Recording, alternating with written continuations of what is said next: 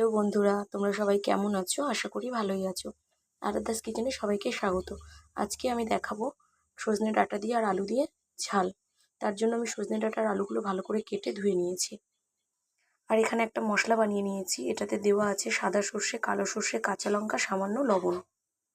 আর এখানে পেঁয়াজ, আদা, রসুন, টমেটো দিয়ে একটা পেস্টও আছে। এখান থেকেও আমি কিছুটা ব্যবহার করব।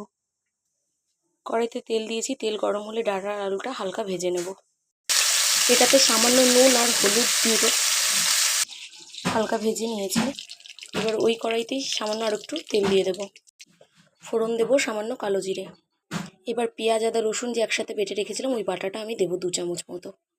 এর মধ্যে নুন, হলুদ, জিরের গুঁড়ো, ধনের গুঁড়ো, কাশ্মীরি লঙ্কার গুঁড়ো আমি দিয়ে দেবো। নুনের পরিমাণটা একটু বুঝে দেবো, কারণ সর্ষে বাটার সময় কিন্তু আমরা নুন ব্যবহার করেছি। মশলাটা ভালো করে কষিয়ে নিয়ে ভেজে রাখা ডাঁটা আলুটা আমি দিয়ে দেবো। ডাঁটা আলুটা দেওয়ার পরেও আমি খুব ভালো করে কষিয়ে নেব 5-10 মিনিট মতো। গ্যাসের ফ্লেমটা কিন্তু অবশ্যই লোতে থাকবে। এদিকে সর্ষে বাটাটা আমি ছাঁকনির সাহায্যে ছেঁকে নেব। কষানো হয়ে গেলে এই ছেঁকে রাখা জলটাই আমি দেব, আলাদা করে আর কোনো জল আমি ডাঁটা আলুতে দেব না। কষানো হয়ে গেছে, এবার ছেঁকে রাখা জলটা আমি দিয়ে দিচ্ছি। এবার এটাকে লো ফ্লেমে ঢাকা দিয়ে কিছুক্ষণ রান্না করে নেব। তো রান্নাটা আমার হয়ে গেছে। আমি সামান্য একটু চিনি ছড়িয়ে এটাকে নামিয়ে নেব। তো বন্ধুরা, রান্নাটা পুরোপুরি কমপ্লিট হয়ে গেছে। এভাবে বানিয়ে খেয়ে দেখবে, অবশ্যই খেতে খুব সুস্বাদু হয়। ভিডিওটি ভালো লাগলে লাইক, কমেন্ট, শেয়ার করতে ভুলবে না। আর অবশ্যই চ্যানেলটি সাবস্ক্রাইব করবে।